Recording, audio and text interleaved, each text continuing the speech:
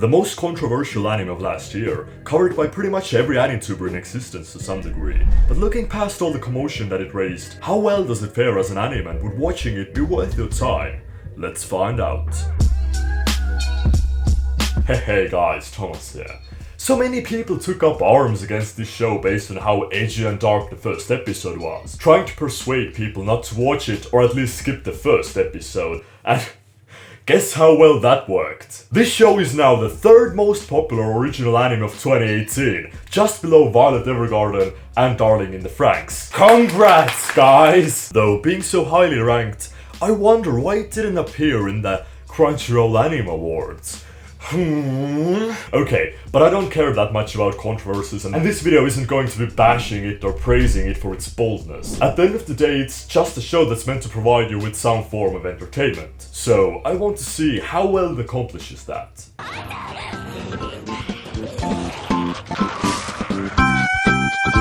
From the very start, it set a grim tone by showing us some not very family-friendly stuff. And I loved that. At a time where it seems like half of the show's airing are these cheerful adventure isekais, this instantly separated itself from the rest, giving us a dark fantasy setting where you genuinely couldn't predict what would happen next. Nobody seemed safe, unlike in these other shows where you know that the main character just won't lose no matter what. And what's better is that they don't step outside the borders that they set for themselves. For example, personally, I love Drifters, also a gritty and dark fantasy show, but some of the people were turned off because it had these random chibi moments and comedy bits here and there that didn't really fit in.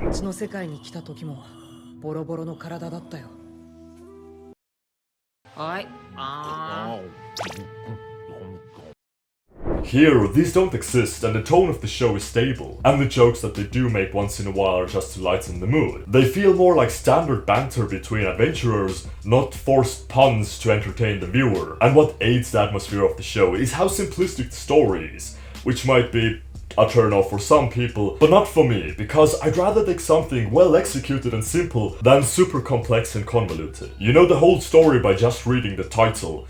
Goblin Slayer. You have a guy whose name is, wait, are you serious? His actual name is Goblin Slayer.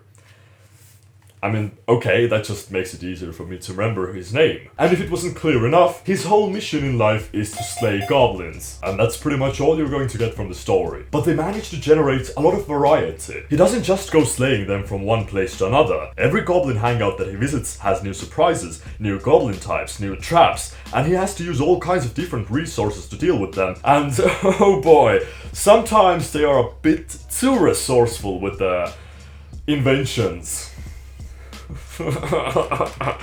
I had one fear when I started watching this show, and it was that it would get boring if they just stick to fighting the one enemy type. But it never did. It's still a standard fantasy world, so we get to see different monsters, and even parties up with people from different races that are almost different from your standard fantasy races. If you're tired of seeing these shows where you have overpowered characters saving the world all the time and just want to know what happens on the sideline with people, then this show might just be for you. Because while this anime does only focus on goblins, at points it shows these seemingly unrelated three girls who are fighting massive monsters and literally save the world from an invasion that the Dark Lord was planning. But those are half-minute clips at the start of some episodes. These small touches add to the overall massiveness of the world, and even back up some of the logic in world building, like why the goblins are uprising and how there are so many of them suddenly. So we're going to make a story about girls saving the world from evil. Any ideas? Don't you think that's kind of been done already? Well, what do you propose? I don't know, how about we just make a story about the character who has to fight the guys who people fight when they just start a new game, like slimes or rats or whatever. Nah, that sounds kinda dumb. Well, how about we start the first chapter off with a Let me stop you there. I know exactly what you mean. Let's do this. That's not what I meant at all.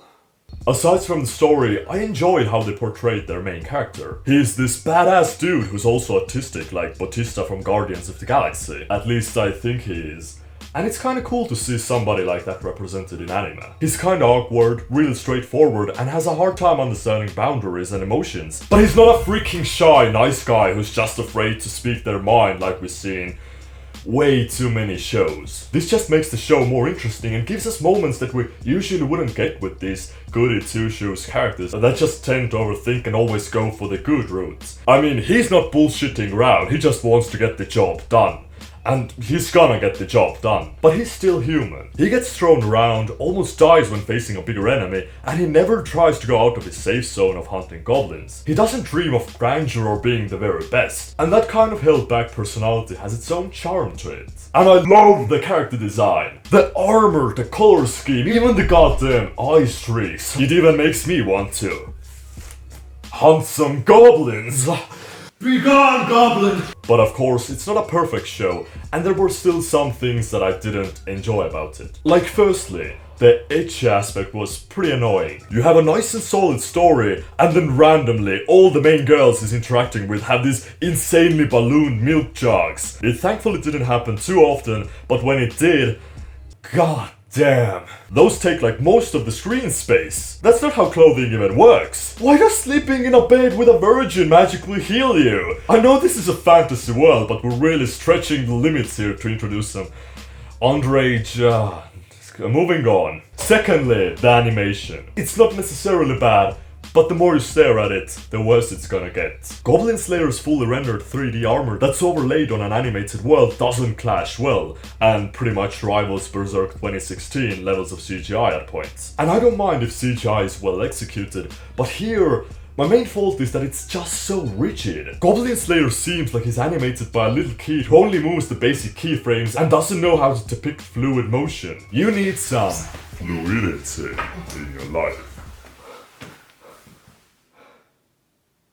Overall, I was pleasantly surprised by Goblin Slayer. Amongst all the basic recycled trash that comes out all the time, this just seems to stand on its own. Definitely not a masterpiece, but it hit a sweet spot of enjoyment for me. Not overly complex and dialogue heavy, but not so stupid and simple either that you need to turn your brain off to just enjoy it. A rare combination of the two. The main focus was still on some intense action, but they utilized strategies, techniques and tactics that kept the story interesting. For newbies to anime, it's a 50-50. The beginning is pretty jarring, but if you like dark fantasy then this should be pretty good for you. But for an average anime fan, this should be a nice treat. And for elites it's also 50-50 because the story isn't the strongest and the animation is pretty weak, so you might not get out of it, but you could still enjoy it quite a lot depending on how elite you actually are. Thanks for watching my video, and if you haven't subscribed yet, then subscribe. I know you're there, I've seen my stats. Why haven't you subscribed to me already, man? But that's going to be all for today.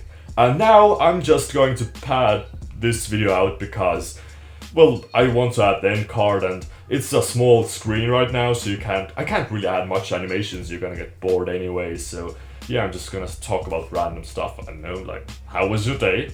My day was pretty good, thanks for asking. I don't know. Okay, just